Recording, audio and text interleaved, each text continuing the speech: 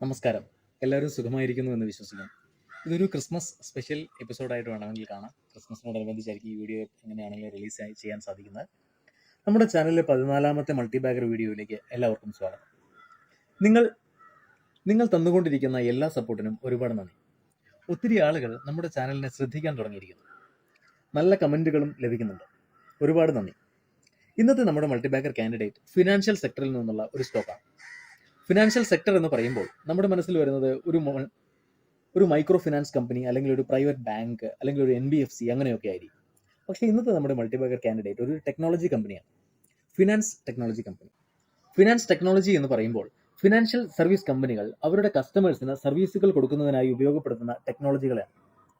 ഇത് research ടൂളുകളാവാം, data analysing ടൂളുകളാവാം. അങ്ങനെ ഒരു ഫിനാൻസ് കമ്പനി പ്രയോജനപ്പെടുത്തുന്ന എന്ത് ടെക്നോളജിയെയും ഫിനാൻസ് ടെക്നോളജി എന്ന് പറയും.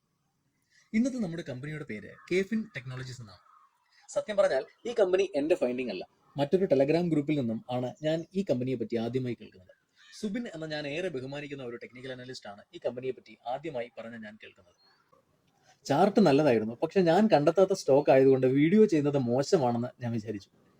പക്ഷെ പിന്നീട് കേഫിൻ ടെക്നോളജിയുടെ ചരിത്രത്തിലൂടെയും റിപ്പോർട്ടുകളിലൂടെയും കടന്നുപോയപ്പോൾ, പ്രത്യേകിച്ച് അവരുടെ പ്രൊമോട്ടർ ഹോൾഡിങ്ങിനെ പറ്റി വിശദമായി പഠിച്ചപ്പോൾ, നമ്മുടെ ചാനലിന്റെ സബ്സ്ക്രൈബേഴ്സിനോടും ഈ ഒരു സ്റ്റോക്കിനെ പറ്റി ഷെയർ ചെയ്യണം എന്ന് തോന്നി. അടുത്ത ഒരു 2 പതിറ്റാണ്ടിലേക്കുള്ള സ്റ്റോക്ക് എന്ന് വേണമെങ്കിൽ ഈ സ്റ്റോക്കിനെ വിശേഷിപ്പിക്കാം. 8823 കോടി രൂപ മാർക്കറ്റ് ക്യാപ്പ് ഉള്ള ഒരു കമ്പനിയാണ് കേഫിൻ ടെക്നോളജീസ്. ആദ്യം നമുക്ക് ഇവർ എന്ത് ബിസിനസ്സാണ് ചെയ്യുന്നത് എന്ന് നോക്കാം. മ്യൂച്വൽ ഫണ്ടുകളെ പറ്റി കേട്ടിട്ടില്ലാത്തവരായി ആരും ഉണ്ടാവില്ല.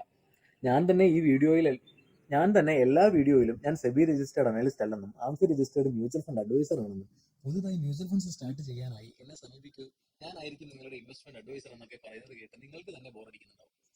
അപ്പോൾ ഈ മ്യൂച്വൽ ഫണ്ടിൽ പലതരം സർവീസുകൾ കൊടുക്കുന്നവരുണ്ട്.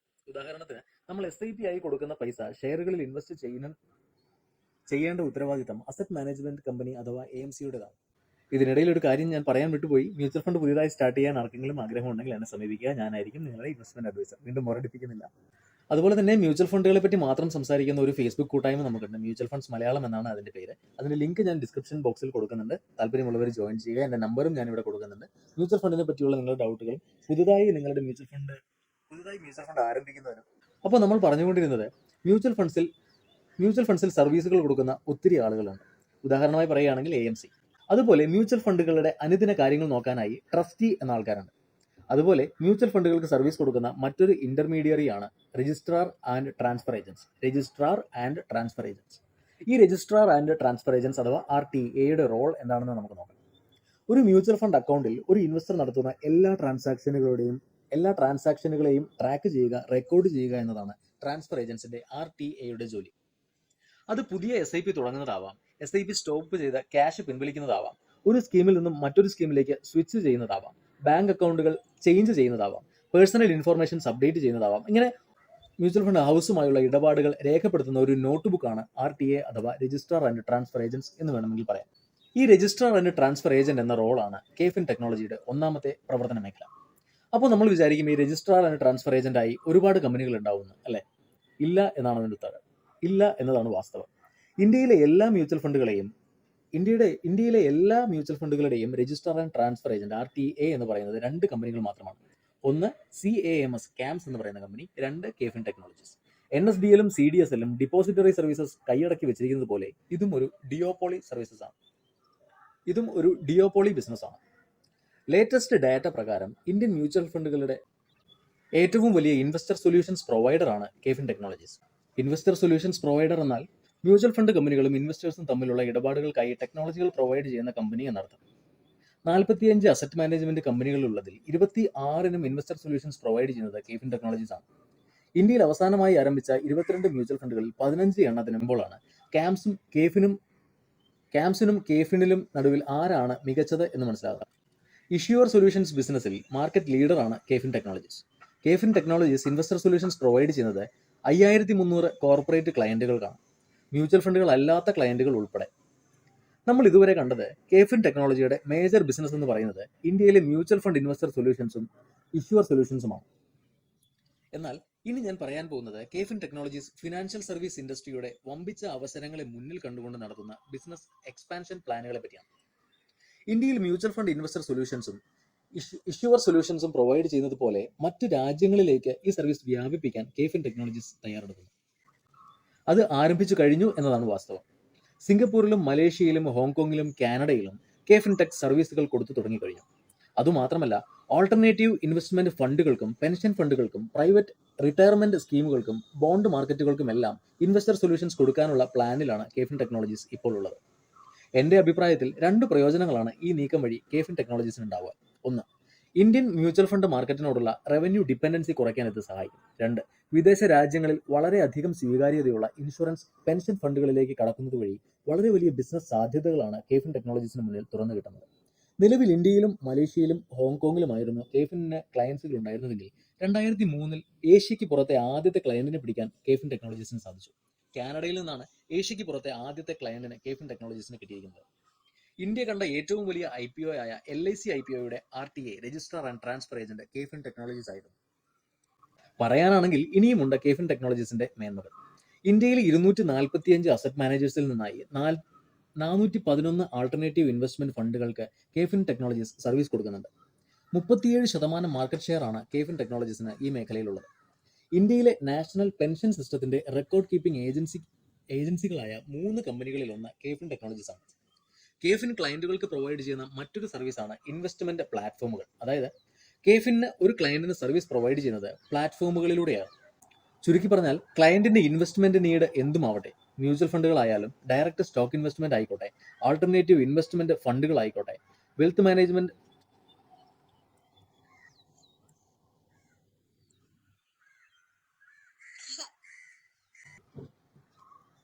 ചുരുക്കി പറഞ്ഞാൽ ക്ലയന്റിന്റെ ഇൻവെസ്റ്റ്മെന്റ് നീഡ് എന്തുമാവട്ടെ, മ്യൂച്വൽ ഫണ്ടുകളായാലും ഡയറക്റ്റ് സ്റ്റോക്ക് ഇൻവെസ്റ്റ്മെന്റ് ആയാലും ഓൾട്ടർനേറ്റീവ് ഇൻവെസ്റ്റ്മെന്റ് ഫണ്ടുകളായാലും വെൽത്ത് മാനേജ്മെന്റ് കമ്പനികളായാലും പെൻഷൻ സ്കീമുകളായാലും ഇവർക്കെല്ലാം ആവശ്യമായ end to end transaction management പ്ലാറ്റ്ഫോമുകൾ കേഫിൻ ടെക്നോളജീസ് പ്രൊവൈഡ് ചെയ്യുന്നുണ്ട്. ഈ പ്ലാറ്റ്ഫോമുകൾക്ക് പുറമെ വിവിധ വാല്യൂ ആഡഡ് സർവീസുകളും കേഫിൻ ടെക്നോളജീസ് പ്രൊവൈഡ് ചെയ്യുന്നുണ്ട്. ഉദാഹരണത്തിന് മ്യൂച്വൽ ഫണ്ട് കമ്പനികൾക്കായുള്ള കേഫിന്റെ ഡാറ്റ അനലിറ്റിക്സ് ആൻഡ് റിപ്പോർട്ടിംഗ് ടൂളാണ് ഡിജിക്സ് എന്ന് പറയുന്നത്. ഇതുപോലെ തന്നെ അസറ്റ് മാനേജ്മെന്റ് കമ്പനികൾക്ക് സെയിൽസിനായുള്ള കേഫിന്റെ വാല്യൂ ആഡഡ് സർവീസ് ആണ് ഡിസ്ട്രിബ്യൂട്ടഡ് ഇനിഷ്യേറ്റഡ് ട്രാൻസാക്ഷൻ, DIT എന്ന് പറയുന്നത്. കെ ബോൾട്ട് ഗോ എന്ന ആപ്ലിക്കേഷനും ഈ ഒരു കാറ്റഗറിയിൽ പെടുത്താവുന്നതാണ്. ഇതുപോലെ തന്നെ ഇഷ്യൂവർ സൊല്യൂഷൻസ് കമ്പനികൾക്ക് വേണ്ടിയുള്ള കരിസ്മ എന്ന വിർച്വൽ ഓൺലൈൻ രജിസ്ട്രി, ട്രേഡിംഗ് മാനേജ്മെന്റിനായുള്ള ഫിൻട്രാക്ക് എന്ന പ്ലാറ്റ്ഫോം, വോട്ടിംഗ് എന്ന സോഫ്റ്റ്വെയർ, ഇൻവെസ്റ്റേഴ്സിന് അവരുടെ ഇക്വിറ്റി ഹോൾഡിംഗ്സും ബോണ്ട് ഹോൾഡിംഗ്സും ട്രാക്ക് ചെയ്യാനുള്ള പ്രിസം എന്ന മൊബൈൽ ബേസ്ഡ് പ്ലാറ്റ്ഫോം, IPOകളെ ഹാൻഡിൽ ചെയ്യുന്നതിനായുള്ള പുഷ്പക് എന്ന പ്ലാറ്റ്ഫോം, AGM എന്ന വീഡിയോ കോൺഫറൻസിംഗ് പ്ലാറ്റ്ഫോം, ഡാറ്റ സെക്യൂരിറ്റിക്ക് വേണ്ടി വോൾട്ട് എന്ന പ്ലാറ്റ്ഫോം എന്നിവയും കേഫിന്റെ വാല്യൂ ആഡഡ് സർവീസുകളിൽ ഉൾപ്പെടുന്നു. അപ്പോൾ ഇത്രയുമാണ് കേഫിൻ എന്ന കമ്പനിയുടെ ബിസിനസ്സും അവർ കൊടുക്കുന്ന സർവീസുകളും. ഇനി എന്തുകൊണ്ട് കേഫിൻ ടെക്നോളജീസ് ഞാൻ തിരഞ്ഞെടുത്തു? മ്യൂച്വൽ ഫണ്ടുകളുടെയും ഇൻഷുറൻസ്, വെൽത്ത് മാനേജ്മെന്റ് പോലെയുള്ള ഫിനാൻഷ്യൽ സർവീസുകൾക്ക് ഇന്ത്യയിൽ ഇനിയുള്ള കാലങ്ങളിലുള്ള വലിയ സാധ്യതകളെപ്പറ്റി പ്രൂഡന്റ് കോർപ്പറേറ്റ് അഡ്വൈസറി സർവീസസ് എന്ന ഒരു വീഡിയോയിൽ ഞാൻ വിശദമായി പറഞ്ഞിരുന്നു. പ്രൂഡന്റ് ഒരു മ്യൂച്വൽ ഫണ്ട് ഇൻഷുറൻസ് ഡിസ്ട്രിബ്യൂഷൻ പ്ലാറ്റ്ഫോമാണ്. വീഡിയോ കാണാത്തവരുണ്ടെങ്കിൽ പ്ലേലിസ്റ്റിൽ പോയി ദയവായി കാണുക. ഇനി ഞാൻ പറയാൻ പോകുന്ന കാര്യങ്ങളാണ് ശരിക്കും എനിക്ക് നിങ്ങളോട് പറയാനുള്ളത്. ഇത്രയും സമയം ഞാൻ പറഞ്ഞത് എല്ലാവർക്കും അവൈലബിൾ ആയിട്ടുള്ള കാര്യങ്ങളാണ്. ഇനി ഞാൻ പറയാൻ പോകുന്നത് എൻ്റെ ചില കണ്ടെത്തലുകളാണ്. അവ പൂർണ്ണമായും ശരിയായിക്കൊള്ളണമെന്ന് യാതൊരു നിർബന്ധവും ഞാൻ പിടിക്കുന്നില്ല, തെറ്റാവാം. പക്ഷേ എൻ്റെ കണ്ടെത്തലുകളാണ് ഇനി ഞാൻ പറയാൻ പോകുന്നത്. ആദ്യമായി നമുക്ക് കേഫിൻ ടെക്നോളജീസ് എന്ന പേരിലേക്ക് പോകാം. കാർവി ഫിനാൻസ് ടെക്നോളജീസ് എന്നതാണ് കേഫിൻ ടെക്നോളജീസ് എന്ന് പറയുന്നത്. 2013 KCPL അഡ്വൈസറി സർവീസസ് എന്ന പേരിലാണ് ഈ കമ്പനി ആരംഭിക്കുന്നത്. മാനേജ്മെന്റ് 2017 ഇതിനെ കാർവി ഫിൻടെക് പ്രൈവറ്റ് ലിമിറ്റഡ് എന്നാക്കി മാറ്റി. തുടക്കത്തിൽ C പാർത്ഥസാരഥി എന്ന ആളായിരുന്നു കാർവി ഗ്രൂപ്പിന്റെ മുതലാളി. ഈ C പാർത്ഥസാരഥിയാണ് കാർവി ഗ്രൂപ്പിന്റെ സബ്സിഡറിയായ KSBL കസ്റ്റമേഴ്സിന്റെ ഡിമാറ്റ് അക്കൗണ്ടിന്റെ ഷെയറുകൾ പ്ലെഡ്ജ് ചെയ്യുന്നതിന്റെ പേരിൽ വാർത്തകളിൽ നിറഞ്ഞു നിന്നത്. ഈ സംഭവ വികാസങ്ങൾക്ക് ശേഷം സെബി കാർവിയുടെ സബ്സിഡറിയായ കാർവി സ്റ്റോക്ക് ബ്രോക്കിംഗ് ലിമിറ്റഡ് KSBLനെ ബാൻ ചെയ്യുകയുണ്ടായി. ഇതിനെ തുടർന്ന് 2019 C പാർത്ഥസാരഥി കമ്പനിയിൽ നിന്നും രാജിവെച്ച് പുറത്തുപോയി. പക്ഷേ അദ്ദേഹം അപ്പോഴും കേഫിൻ ടെക്നോളജീസിന്റെ പ്രൊമോട്ടറായിരുന്നു.